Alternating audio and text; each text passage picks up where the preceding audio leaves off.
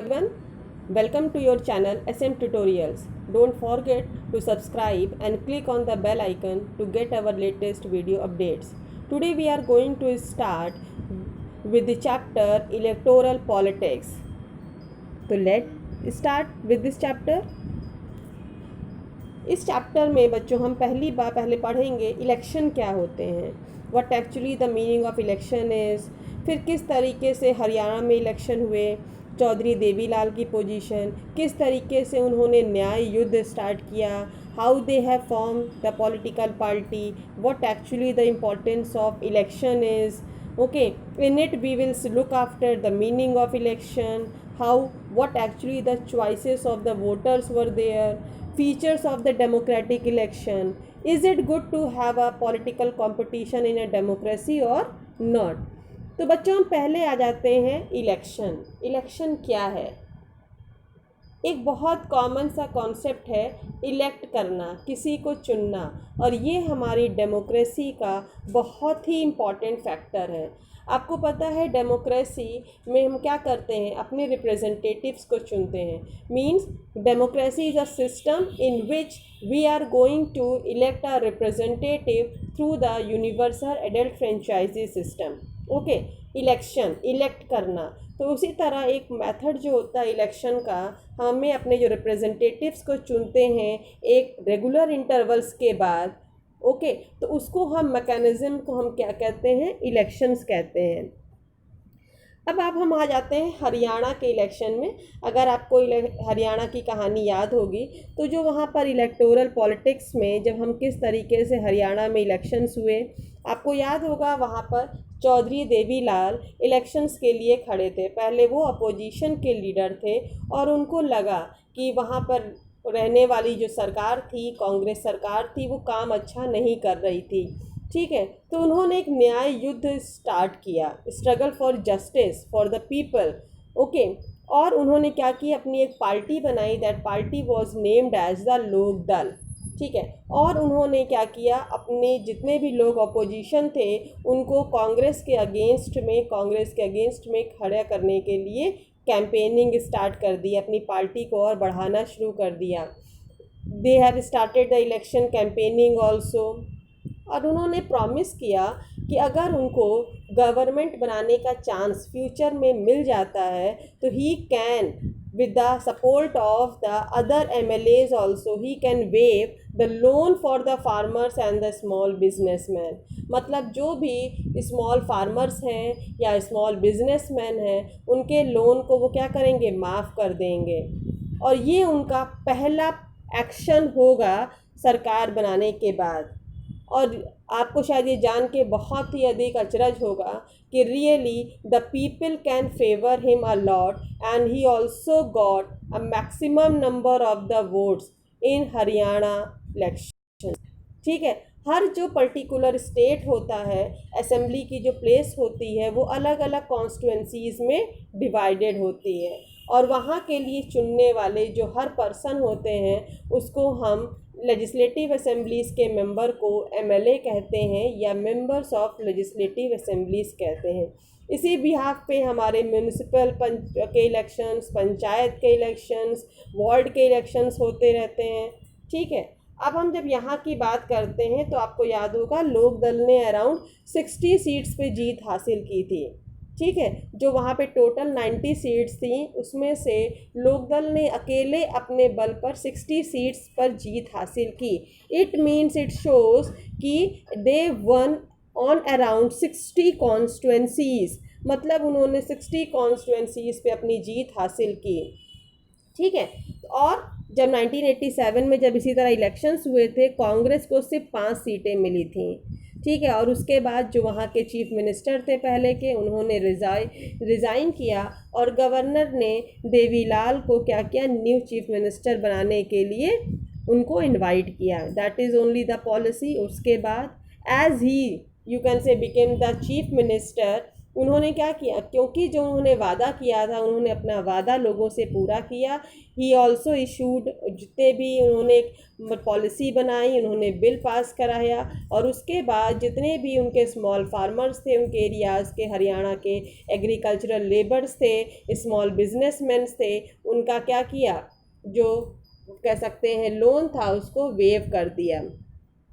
Party लगभग वहाँ पे कह सकते हैं 4 साल तक वहाँ पर उन्होंने रूल किया, और उसके बाद जब नेक्स्ट इलेक्शंस हुए तो उस समय देवीलाल अपनी सीट को बचा नहीं पाए, majority number of the seats पे जीत नहीं पाए, और फिर से कांग्रेस वहाँ पर मेजॉरिटी से जीत करके उसने अपनी गवर्नमेंट फॉर्म कर दी। अब देखिए सबसे बड़ी इम्पॉर्टेंट चीज़ है इलेक्शंस। हमें इलेक्शंस की ज़रूरत क्यों पड़ती है, इलेक्शंस की ज़रूरत क्यों है, इलेक्शन ही क्यों ऐसा मीडियम है जिसके थ्रू हम अपने यहाँ लोगों को चुनते हैं। देखिए पहली चीज़ बच्चों ये हो जाती है कि we are living in a big populous country, हमारे यहाँ की कंट्री की पॉपुलेशन बहुत अधिक है, तो एक ऐसा मीडियम जिसमें हम इनडायरेक्ट वे में अपने रिप्रेजेंटेटिव को चुनते हैं, वो सिर्फ हमारा एक मीडियम क्या है, इलेक्शन है। ठीक है, तो एक ये सिस्टम होता है जिसके थ्रू हम अपने रिप्रेजेंटेटिव्स को चुनते हैं जो हमारे लिए, हमारी कंट्री के भी, हमारे पर्सन्स के बिहाफ पे, सिटीजन्स के बिहाफ पे क्या कर सकें, डिसीजंस ले सकें। ठीक है, they can also, you can say frame the laws for us. और सबसे बड़ी बात ये है कि इलेक्शंस में जब वो लोग जीतते हैं वो क्या कर सकते हैं, हमारी लोगों के लिए डिसीजंस लेते हैं, पॉलिसी बनाते हैं, ये सारी चीज़ें करते हैं। अब देखिए इलेक्शंस जो हैं, जो वो हम क्यों कह सकते हैं कि ये डेमोक्रेटिक है। क्या आप, जैसे पहले क्या सिस्टम होता था, हमारे यहाँ मोनार्कियल सिस्टम होता था, क्या आप जानते हैं पहले जब मोनार्कियल सिस्टम होता था तब उसमें एक फैमिली ही क्या करती थी, काफ़ी टाइम तक राज्य करती थी। ठीक है, मतलब एक घराना, एक फैमिली ही क्या करती थी, राज्य करती थी। No other have such type of the rights. But election एक ऐसा मीडियम है जिसमें हम किसी भी कैंडिडेट को सेलेक्ट कर सकते हैं, रिप्रेजेंटेटिव्स को चुन सकते हैं। ठीक है, किसी भी तरीके से एक, और इलेक्शंस हमेशा एक टाइम पीरियड के बाद होते हैं, ये नहीं होता है कि कभी भी इलेक्शंस हो जाएंगे। इलेक्शंस हमेशा एक पर्टिकुलर रेगुलर इंटरवल्स के बाद होते हैं।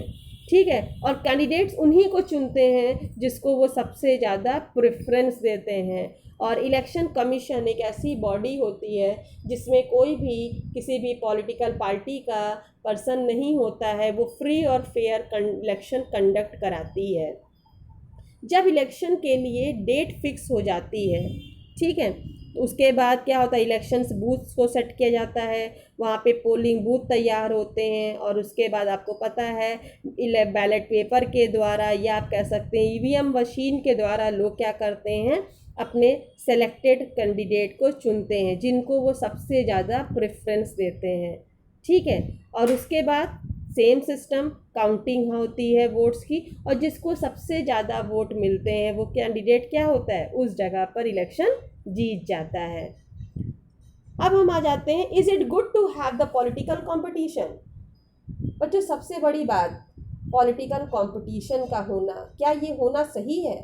आपको क्या लगता है, ये हमारे लिए फ़ायदेमंद है या बहुत अधिक नुकसान करता है? ठीक है, तो हर चीज़ के हर सिक्के के जैसे दो पहलू होते हैं, उसी तरह इलेक्शन पॉलिटिकल कंपटीशन के भी हम कह सकते हैं दो पहलू होते हैं। ये कह सकते हैं कुछ हद तक हमारे लिए फ़ायदेमंद भी होता है और कुछ हद तक हमारे लिए फ़ायदेमंद नहीं भी होता है। चलिए हम इसके पहले मेरिट्स के बारे में पढ़ते हैं कि इसके फ़ायदे क्या हैं। आपने देखा इसका सबसे बड़ा फ़ायदा क्या है कि इसमें हम क्या करते हैं, जो पहले provide incentives also to political parties and leader. एक तरीके से ये हमको अलग अलग लीडर्स के बारे में जानकारी देता है। ठीक है, उसके बाद आपने देखा है कि जो भी पॉपुलर पर्सन होता है, जिसके इश्यूज़, जिसका इलेक्शन मैनिफेस्टो लोगों के लिए बहुत अच्छा होता है, लोग उसको फेवर करते हैं, वो क्या करता है, इलेक्शन में जीतता है। ठीक है, और सबसे बड़ी बात ये कह सकते हैं लोगों को मोटिवेट भी करता है कि लोग क्या कर सकें, लोगों की सर्विस कर सकें। They can force to serve the people also. ठीक है, क्योंकि उनको पता है if their policies can not good for the citizen, can not favour to the citizen, might be in the coming election, they will lose their position also. Okay, और सबसे बड़ी चीज़ ये होती है कि ये इस तरीके से जो डिविजन्स होते हैं उनको ख़त्म करने की कोशिश करता है और सबको एक बॉन्ड में बांधने की भी कोशिश करता है। बट इसके किसी ना किसी तरीके से हम कह सकते हैं इसके नेगेटिव पॉइंट्स भी आते हैं, कुछ हद तक इसके नुकसान भी होते हैं। तो अगर हम इसके नुकसान की बात करें तो हम देखते हैं कि इसमें ये कहीं ना कहीं एक सेंस ऑफ डिसयूनिटी को भी और फैक्शनलिज्म को भी प्रमोट करता है। ठीक है, लोग आप देखते हैं जब इलेक्शन लड़ने के लिए कैंपेनिंग करते हैं तो एक दूसरे के ऊपर एलिगेशंस लगाने की कोशिश करते हैं। Sometimes they were using the dirty tricks also. आपने देखा होगा कभी कभी लोग फर्जी वोट डलवाते हैं जिनका उन पे ना उनका नाम नहीं होता, एक ही पर्सन कई कई वोट भी डालता है। Even though we have the one man one person one vote value. Okay, कभी कभी आपने देखा है लोग पैसे दे करके भी वोटिंग करवाने की कोशिश करते हैं। ठीक है, और कभी कभी वो लोग प्रेशर के थ्रू लोगों को प्रेशर डाल करके भी क्या करते हैं, अपने लिए क्या करते हैं, एक वोट डलवाने की कोशिश करते हैं। और इन चीज़ों में सबसे बड़ा नुकसान उस सिस्टम को होता है कि जो लोग भले हमारी कंट्री की सेवा तो करना चाहते हैं बट और वो वाकई में एलिजिबल हैं, but due to all that dirty politics they can not enter in the political system, इसलिए वो हमारे पॉलिटिकल सिस्टम में एंटर नहीं करते हैं या कह सकते हैं अपना कैरियर बनाना नहीं चाहते हैं। ठीक है बच्चों, अब इसके बाद हम लोग नेक्स्ट मॉड्यूल में इसके आगे पढ़ेंगे। Thank you everyone.